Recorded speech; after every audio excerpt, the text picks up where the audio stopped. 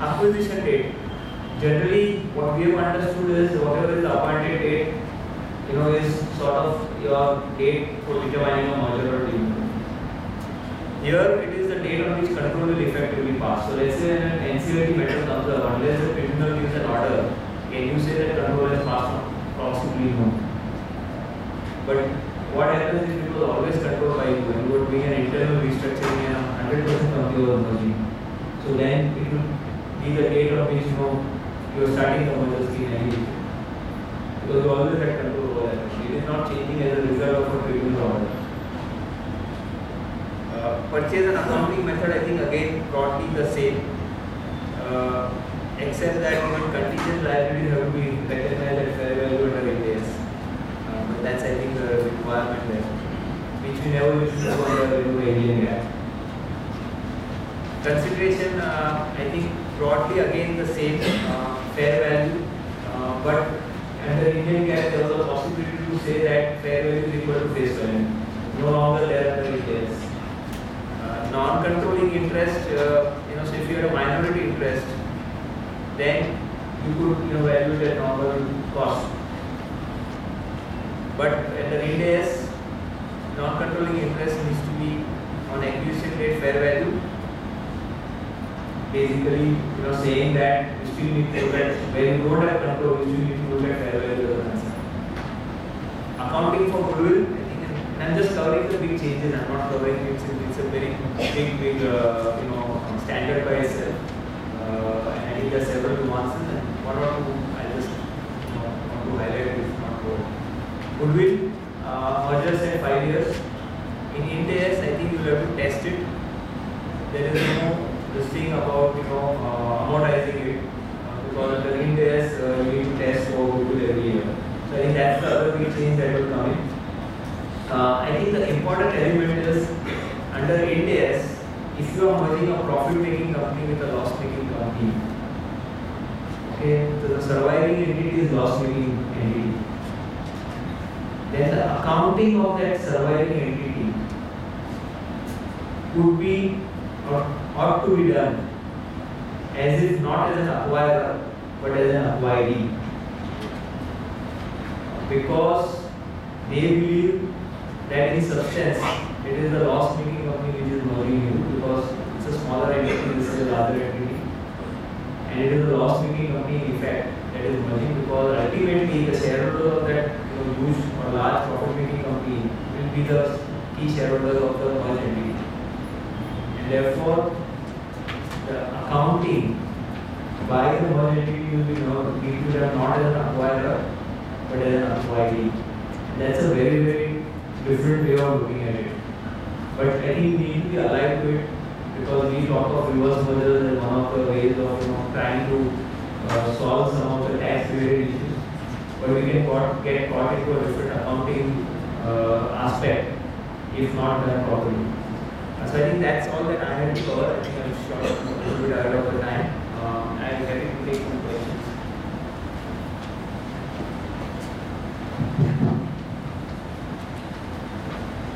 Very good morning to all of you.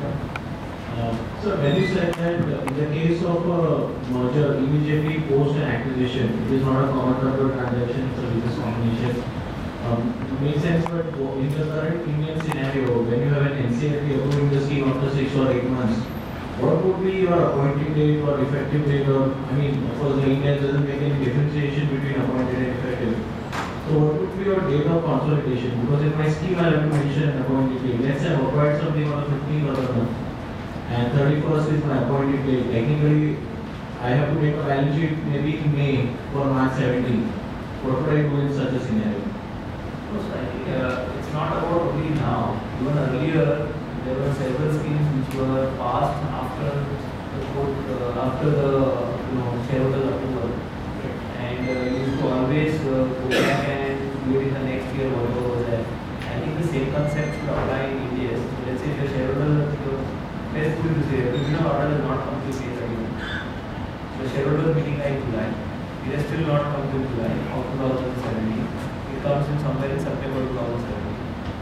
So for your normal accounting, you will account it in the year September 17, but India requires that for any merger, anything you go 1 year back and you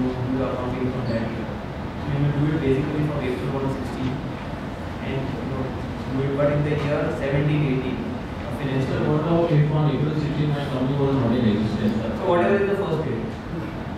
However, for tax, you need to create a separate book of account as of March 17th, which is what used to happen even earlier. So if my orders used to come after my adoption of accounts, I used to create a tax account separately, schedule 6, get that tax audited, and then file the returns. The same thing will happen with the returns. Will we have to revise the returns for September? Yeah, if your return is not filed by that time, you have to also revise the return post that. And you generally put a note in your original return that the merger is pending, subject to approval. Thank you so much.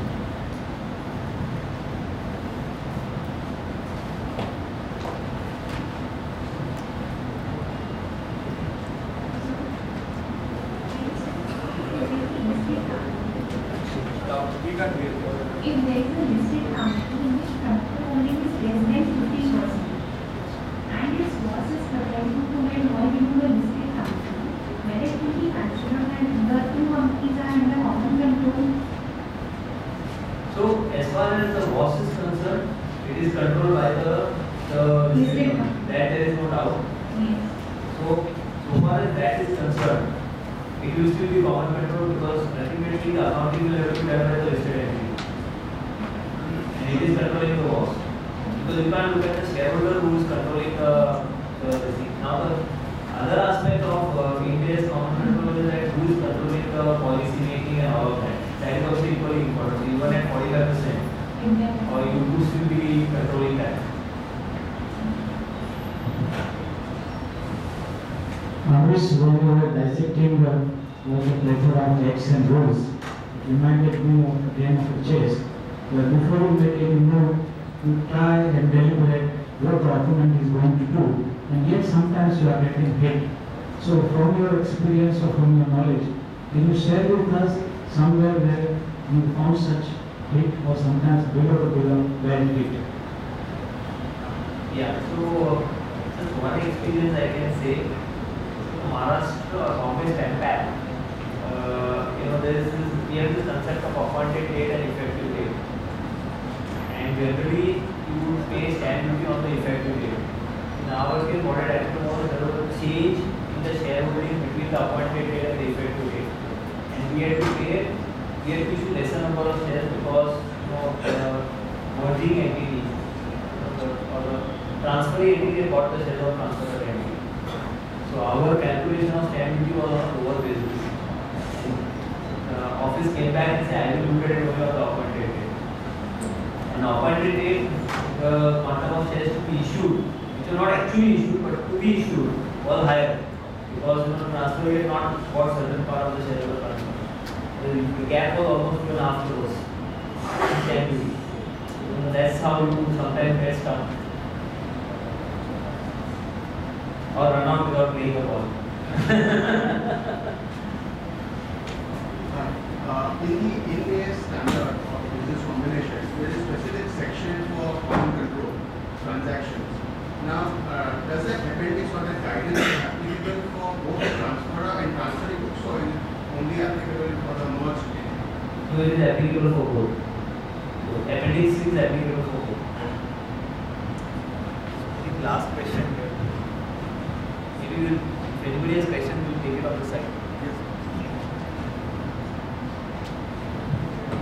In deciding any of the mergers or demergers, one of the major concerns is also taxability.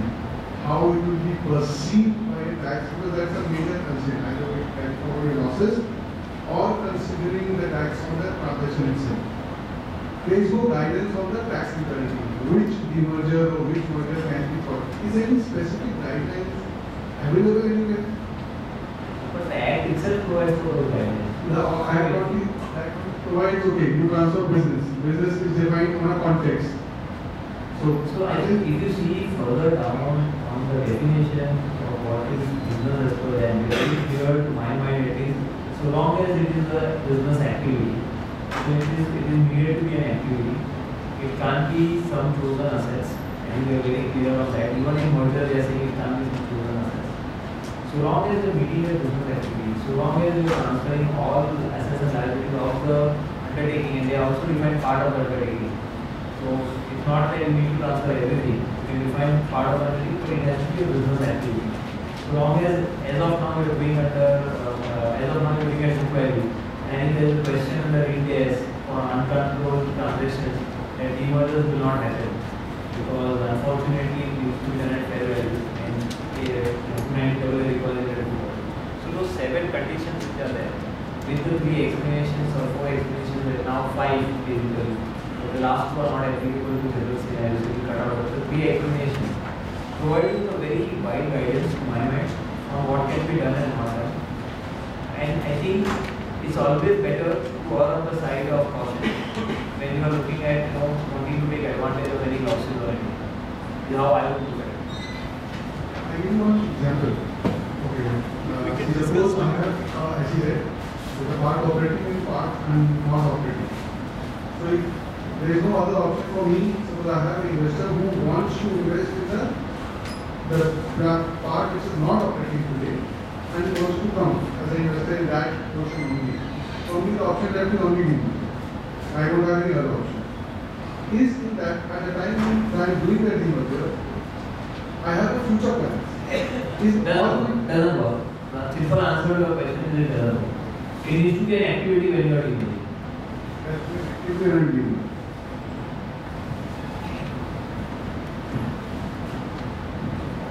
We'll take it during the break. Yeah, good morning, sir. We'll take it during the break. Take questions. Yeah.